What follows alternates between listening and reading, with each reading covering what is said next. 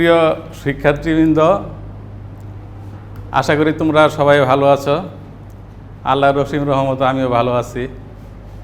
আজকে আমি তোমাদের ষষ্ঠ শ্রেণীর পঞ্চম অধ্যায়ের গণিত বিষয়ের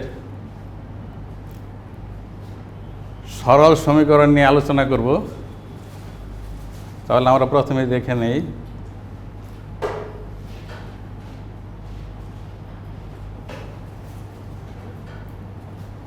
সরল সমীকরণ নিয়ে আমরা আলোচনা করব বলেছি আগে। এখন সরল সমীকরণ বা সমীকরণ বোঝার আগে আমাদেরকে বুঝতে হবে যে খোলা বাক্য কী। আমরা ক্লাস 5-এ সরল বাক্য সম্পর্কে পড়ে আসছি। যেমন আমাদের লেখা ছিল ক যোগ 1 = 3। আমরা এখানে এক্স দ্বারা লিখব x + 1 = 5। এখন আমি লিখছি কি x + 1 = 5, একটি খোলা বাক্য। এখন খোলা বাক্য কাকে বলে? যে বাক্য সত্য বা মিথ্যা তা আমরা নির্ণয় করতে পারি না, কারণ এই বাক্যটা সত্য না মিথ্যা আমরা নির্ণয় করতে পারবো না এক্সের মানটা যদি আমাদের জানা না থাকে। এই এক্সটাই হলো তাহলে আমাদের চলক। এখানে চলক থাকবে প্রক্রিয়া চিহ্ন প্লাস মাইনাস, অর্থাৎ যোগ বিয়োগ গুণ ভাগ থাকবে এবং সমান থাকবে। এই ধরন বাক্যকে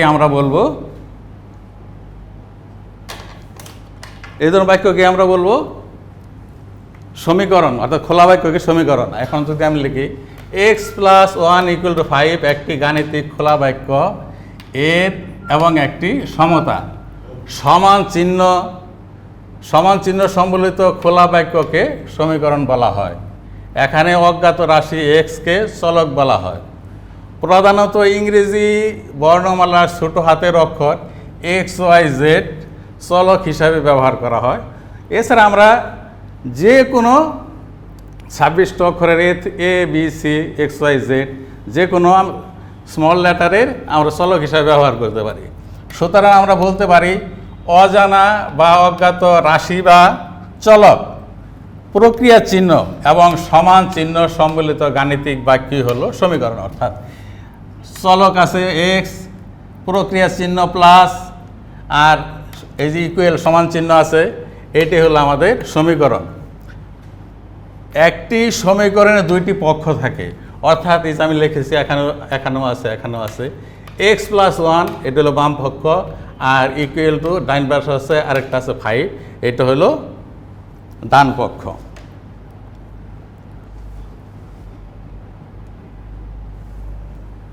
সরল সমীকরণ।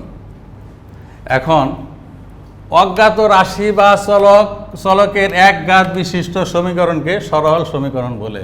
অর্থাৎ আমি লিখছি x + 1 = 5, এখানে এক্সের ঘাত অর্থাৎ পাওয়ার হলো 1।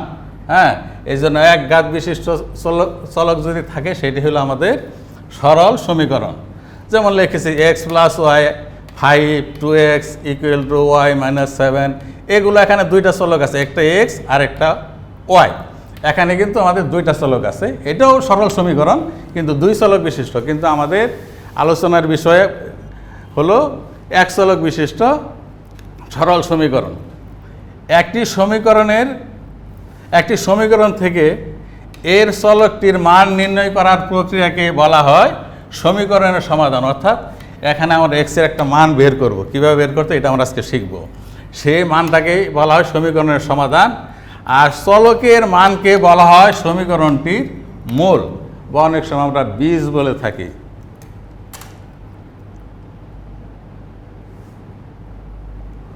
এখন আমরা অঙ্কটা করার আগে আরেকটু জিনিস জেনে নেই।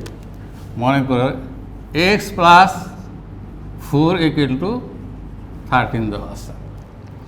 এখন আমরা যখন মান বের করব, সমাধান করব, ডান পাশ থেকে বাম পাশ বা বাম পাশ থেকে ডান পাশ আমরা নিলে চিহ্ন পরিবর্তন হয়ে যাবে। অর্থাৎ প্লাস থাকলে মাইনাস হবে, মাইনাস থাকলে প্লাস, গুণ থাকলে ভাগ, ভাগ থাকলে গুণ।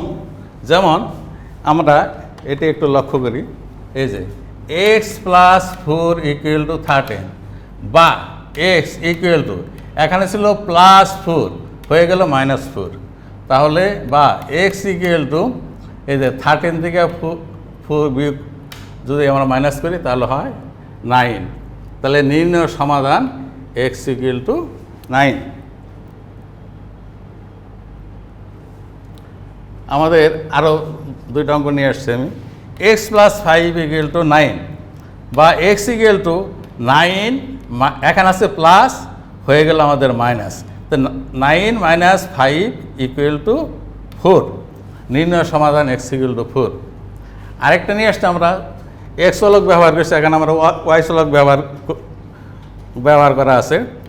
y প্লাস 1 ইকুয়াল টু 10 বা y ইকুয়াল টু প্লাস 1 আছে, তাহলে ডান পাশে গেলে মাইনাস 1 হয়ে গেল, তাহলে y ইকুয়াল টু 9। নির্ণয় সমাধান x equal to 9।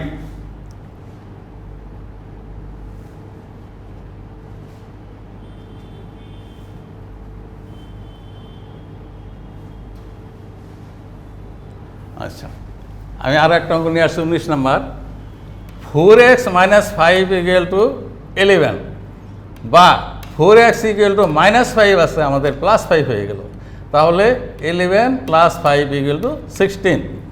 4x equal to 16, এখানে 4x এটা গুণ আকারে আছে, আগেই আমি বলেছি গুণ আকারে থাকলে এক পাশ থেকে আরেক পাশে গেলে কি হবে, ভাগ হয়ে যাবে, অর্থাৎ x ইকুয়াল টু 16/4। এটা যদি আমরা কাটাকাটি করি 4 4 16, x ইকুয়াল টু 4, তো নির্ণয় সমাধান x equal to 4।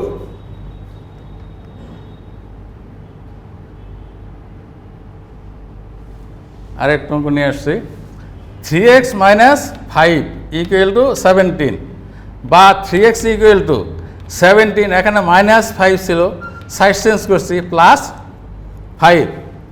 17 plus 5 equal to 22, এখানে 3x এটা গুণাকার আছে, তাহলে x ইকুয়াল টু 22/3, তাহলে নির্ণয় সমাধান x ইকুয়াল টু 22/3।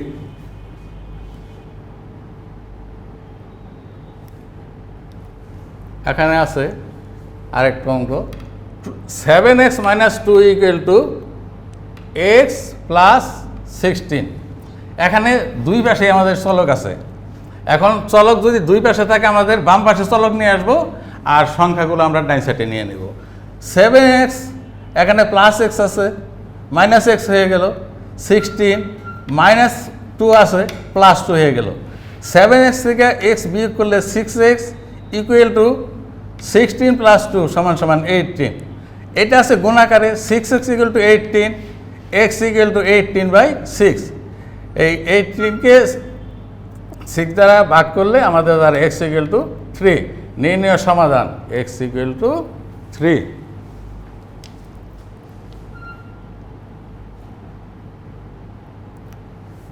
আমি আবার এখানে দেখা যায় 3 মাইনাস x ইকুয়াল টু 14, তো মাইনাস x ইকুয়াল টু 14, এখানে প্লাস 3 আছে, মাইনাস 3 হয়ে গেল, মাইনাস x ইকুয়াল টু 11। এখন যদি এই পাশে এইরকম থাকে, আমাদের এক পাশের মাইনাসটা আরেক পাশে দিয়ে দেবো, অর্থাৎ মাইনাস চিহ্ন 1 দ্বারা আমরা গুণ করব, তাহলে x ইকুয়াল টু মাইনাস 11, তো নির্ণয় সমাধান x ইকুয়াল টু মাইনাস 11।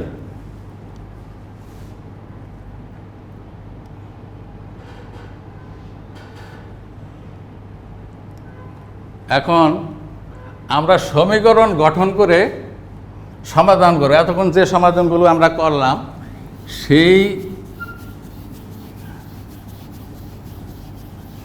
সেগুলোকে আমরা একটা ল্যাঙ্গুয়েজের মধ্যে দেওয়া থাকবে, আমরা কি করব, সমীকরণ গঠন করব।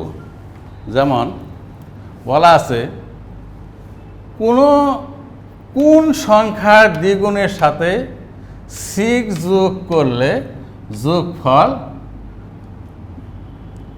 14 হবে। তাহলে আমাদের একটা চলক ধরে নিতে হবে। তো চলকটি ধরে নিলাম, মনে করি সংখ্যাটি এক্স, এটি চলক আর কি, মনে করি সংখ্যাটি এক্স। তে বলছে প্রশ্নপত্রে কি বলছে, সংখ্যাটির দ্বিগুণের সাথে, তাহলে দ্বিগুণ মানে 2x, সাথে 6 যোগ করলে +6 ইকুয়াল টু 410। তাহলে 2x ইকুয়াল টু যে +6 আছে আমাদের -6 হয়ে গেল, তাহলে এটা বিয়োগ করলে আমাদের দাঁড়ায় 8। 2x ইকুয়াল টু 8, তাহলে x ইকুয়াল টু, এখানে গুণ আছে ভাগ হয়ে যাবে, তাহলে 8কে 2 দ্বারা ভাগ করলে 4 হয়, তাহলে নির্ণয় সংখ্যাটি 4।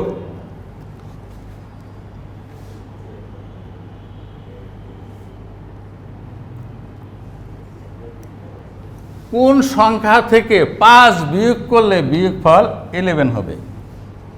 তাহলে আমাদের চলক ধরে নিতে হবে। মনে করি সংখ্যাটা আমাদের জানা নাই, ধরে নিলাম মনে করি সংখ্যাটি এক্স। তাহলে প্রশ্নের মধ্যে কী বলছে, এক্স থেকে, অর্থাৎ সংখ্যাটি এক্স ধরে নিয়েছি, এক্স থেকে 5 বিয়োগ করলে -5 ইকুয়াল টু 11, বা এক্স ইকুয়াল টু -5 আছে, সাইড চেঞ্জ করলাম +5, তাহলে হয়ে গেল 16। এক্স ইকুয়াল টু 16, অতএব সংখ্যাটি 16।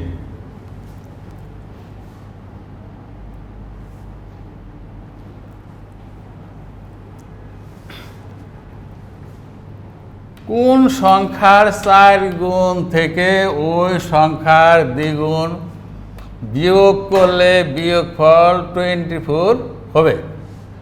তাহলে কোন সংখ্যাটা আমাদের জানা নাই, আমরা ধরে নিলাম মনে করি সংখ্যাটি এক্স। তাহলে প্রশ্ন মতে বলছে কি 4 গুণ অর্থাৎ 4x থেকে বিয়োগ করতে হবে দ্বিগুণ বিয়োগ করতে হবে -2x ইকুয়াল টু, বিয়োগফলটা হবে 24।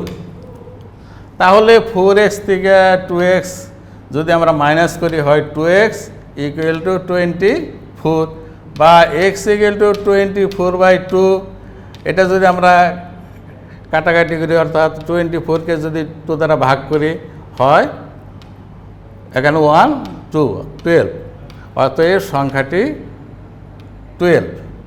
তাহলে আমাদের হয়ে গেল এটাও।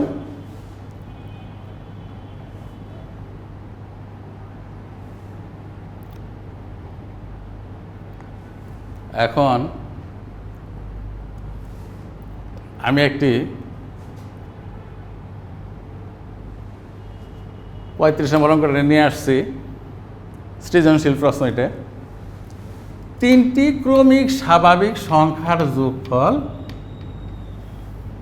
24, অর্থাৎ 3টা স্বাভাবিক সংখ্যা। আগে আমাদেরকে জানতে হবে স্বাভাবিক সংখ্যা কি। পাশাপাশি 3টি সংখ্যা, একটা মনে করো 5, আরেকটা 6, আরেকটা 7। তো এখন এখানে প্রথম প্রশ্নে বলছে সবচেয়ে ছোট সংখ্যাটি এক্স, তাহলে প্রথমটা হবে এক্স, তারপরটা কত হবে এক্সের সঙ্গে 1 যোগ 5-এর সঙ্গে, যেমন 1 যোগ 6, আবার 6-এর সঙ্গে আরও 1 যোগ 7, এরকম। তার পরবর্তী সংখ্যাটা হবে x - 2। তাহলে আমাদের 3টি ক্রমিক সংখ্যা, প্রথমটা দেওয়া আছে x, পরেরটা x + 1। আমাদের ধরতে হবে, প্রথমটা বলাই আছে, দেওয়া আছে সংখ্যাটি x ধরে, প্রথমটাকে আমরা x ধরলাম, দ্বিতীয় সংখ্যাটি x + 1, তৃতীয়টা হবে x + 2। তাহলে কয়ের উত্তর হয়ে গেল।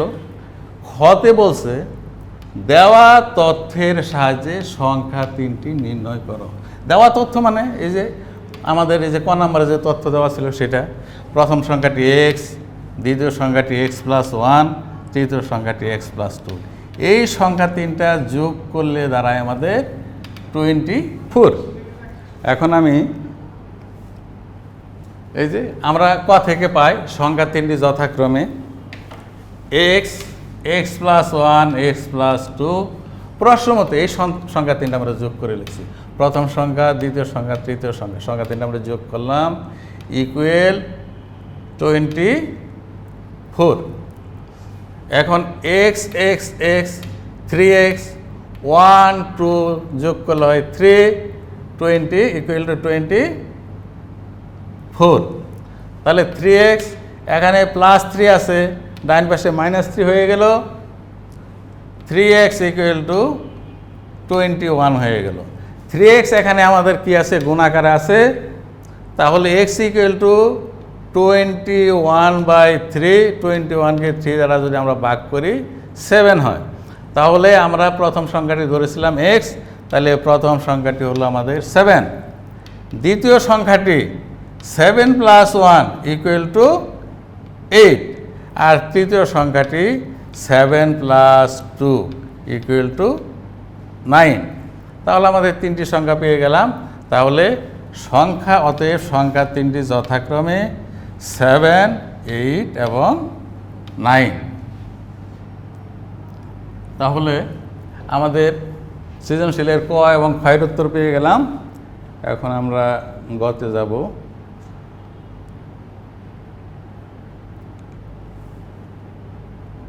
গতে প্রশ্নটা আমরা দেখি, y একটি সংখ্যা যার দ্বিগুণ প্রাপ্ত ছোট এবং বড় সংখ্যা দুইটির যোগফলের চেয়েও 4 বেশি। তাহলে অন্য আরেকটি সংখ্যা আমরা ধরে নিলাম, প্রশ্ন দেওয়া আছে প্রাপ্ত সবচেয়ে ছোট এবং সবচেয়ে বড় সংখ্যা। তাহলে আমরা খতে পেলাম কি, প্রাপ্ত সবচেয়ে ছোট সংখ্যা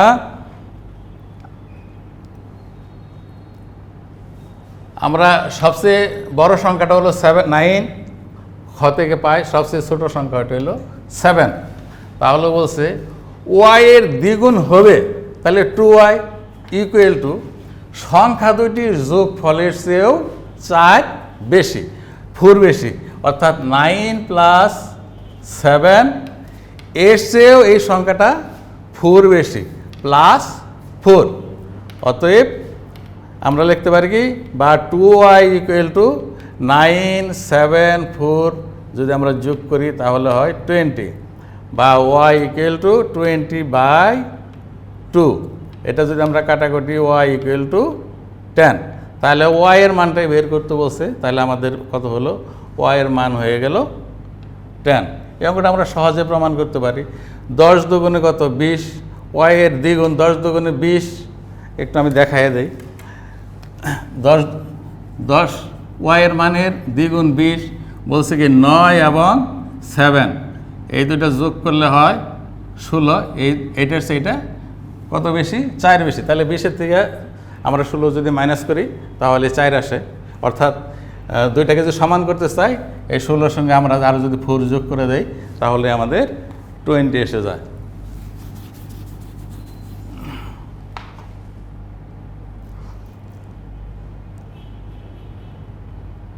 এখন আমরা আরও একটা সৃজনশীল প্রশ্ন নিয়ে আসছি। এটা বইয়ের প্রশ্ন না, এটা আমি নিজেই তৈরি করে নিচ্ছি। এটা আগেরটা ছিল আমাদের বইয়ের 35 নম্বর অঙ্ক, আর আরেকটা অঙ্ক, পিতা ও পুত্রের বর্তমান বয়সের সমষ্টি 69 বছর। পিতার বয়স পুত্রের বয়সের 3 গুণ অপেক্ষা 5 বছর বেশি। উপরের তথ্যের ভিত্তিতে সমীকরণ গঠন করো। অর্থাৎ আমাদেরকে সমীকরণ গঠন করতে হবে, তারপর পিতার বর্তমান বয়স কত বের করতে হবে। 4 বছর মানে 4 বছর পর, 4 বছর পর পিতা ও পুত্রের বয়সের অনুপাত কত হবে। তাহলে এখানে আমাদের প্রথমে বলা আছে যে পিতার বয়স পুত্রের বয়সের 3 গুণ অপেক্ষা 5 বছর বেশি। তাহলে আমরা প্রথম কয়ের উত্তরে যাই। আমরা ধরে নেই, মনে করি পিতার বর্তমান বয়স x বছর ধরে নিলাম। তাহলে পুত্রের বয়স কত হবে, দুইজনের মিলে ছিল 69, পিতা হলো x, তাহলে 69 - x বছর। এখন প্রশ্নমতো বলছে পিতার বয়স পুত্রের বয়সের 3 গুণ। তাহলে পিতার বয়সটা লিখলাম = পুত্রের বয়সের 3 গুণ, আমরা 3 দ্বারা গুণ করলাম, পুত্রের বয়সের 3 গুণ অপেক্ষা 5 বছর বেশি, অর্থাৎ এই এক্সের মানটা এখনও 5 বছর বেশি, তাহলে আমি যেহেতু এখানে সমান চিহ্ন ব্যবহার করছি, এখানে 5 দিয়ে দিলাম। অথবা এটা এমনও করতে পারতাম, এখানে +5 না দিয়ে x - 5 = 3 বছর, অর্থাৎ 5 বছর বেশি 5 বছর কমিয়ে দিলাম, 3 গুণ হতো। অথবা এইভাবে করতে পারি যে x = 3 গুণ করলাম, আরও যেহেতু এটা 5 বছর বেশি +5 আমরা দিয়ে দিলাম। এখন এইটাই হলো আমাদের সমীকরণ। প্রথম প্রশ্নে বলছে সমীকরণ গঠন করো, আমরা সমীকরণ গঠন করলাম। এখন পিতার বর্তমান বয়স কত? এখন আমাদের তো সমীকরণ আমাদের গঠন করাই আছে ক থেকে পাই। ক্ষয়ের উত্তরটা হলো আমাদের ক থেকে পাই। কয় আমরা যেটা পেয়েছি x = 3 × 69 - x + 5, তাহলে x এখন 3 দ্বারা গুণ করলাম 207 হলো, এটা প্লাসে মাইনাসে -3x + 5।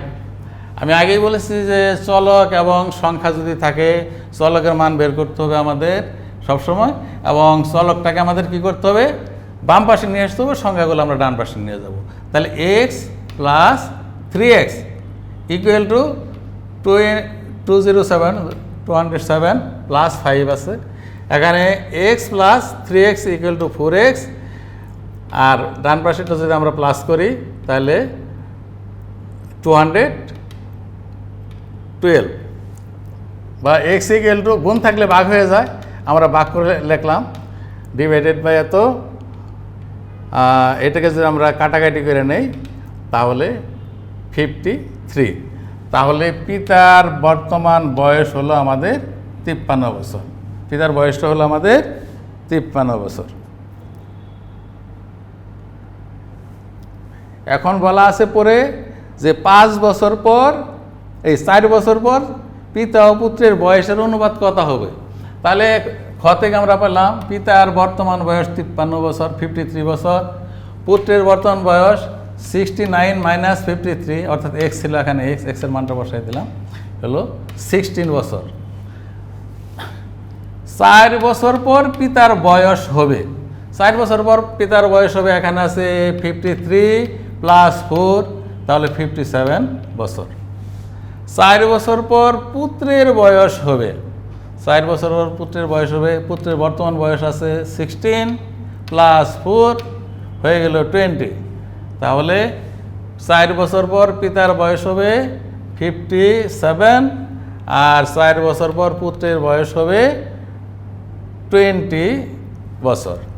এখন 4 বছর পর তাদের বয়সের অনুপাত বের করতে বলছে, তাহলে অতএব 4 বছর পর পিতা ও পুত্রের বয়সের অনুপাত হবে এই যে 57 অনুপাত 20।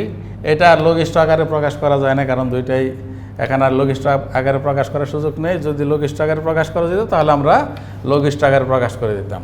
তাহলে আমাদের আরেকটা সৃজনশীল হয়ে গেল। এখন আমি তোমাদেরকে কয়েকটা প্রশ্ন জিজ্ঞেস করব। 1 নাম্বার প্রশ্ন, চলক, প্রক্রিয়া চিহ্ন এবং সমান চিহ্ন সম্বলিত গাণিতিক বাক্যকে কি বলে? আমি আগেই বলেছি, প্রথমেই বলেছিলাম শুরুতেই, যে চলক থাকবে, প্রক্রিয়া চিহ্ন থাকবে, সমান থাকবে, সেটাই সমীকরণ, তাই না? তোমরা সহজে উত্তর দিতে পারবে। এখানে উত্তরটা তো তোমরা বলতেই পারো সমীকরণ, এখানে উত্তরটা আমি লিখেও দিচ্ছি। নিচের কোনটি এক চলক বিশিষ্ট সরল সমীকরণ? এখানে দুইটা চলক আছে x + y, এখানেও দুইটা চলক আছে, এখানে y একটা চলক আছে, এখানেও দুইটা চলক আছে। তাহলে তোমরা সহজেই বুঝতে পারবে যে উত্তর করতে পারবে যে এখানে সরল সমীকরণ, এক চলক বিশিষ্ট সরল সমীকরণ কোনটি। যেহেতু এখানে একটা আছে সেটাই তোমরা বলবে।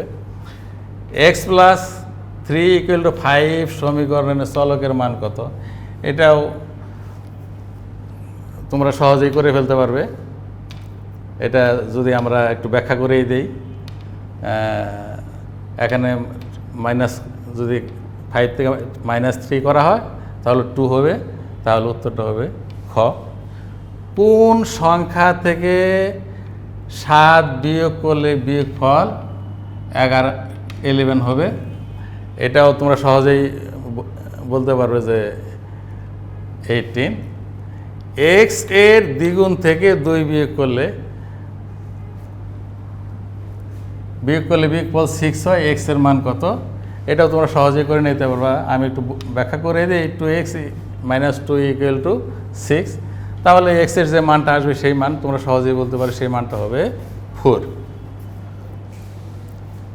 যাই হোক, আজকে আমাদের মোটামুটি ক্লাস শেষ পর্যায়ে। আমি এখন তোমাদেরকে একটু বাড়ির কাজ দেব। বাড়ির কাজটা তোমরা একটু লিখে নাও। একটি বাগানের দৈর্ঘ্য প্রস্থে 3 গুণ, পরিসীমা 96 মিটার। অজ্ঞাত রাশির সাহায্যে সমীকরণ গঠন করো। যে কোনো অজ্ঞাত রাশি ধরে সমীকরণ গঠন করতে হবে। বাগানের দৈর্ঘ্য নির্ণয়, কত মিটার নির্ণয় করতে হবে। বাগানটি পরিষ্কার করতে প্রতি বর্গ মিটার 5 টাকা খরচ হলে মোট কত খরচ হবে? তাহলে এই বাড়ির কাজটা তোমরা সবাই লিখে নাও, বাসায় করে ফেলবে। যাই হোক, আজকে ক্লাস আমাদের এখানেই শেষ হয়ে যাবে। আমি যে কথাগুলো বললাম, তোমাদেরকে দেখালাম, সেগুলো নিয়মিত প্র্যাকটিস করবে, সাথে সাথে এই বাড়ির কাজটাও করবে। তো সবাইকে ধন্যবাদ জানিয়ে শেষ করছি। খোদা হাফেজ।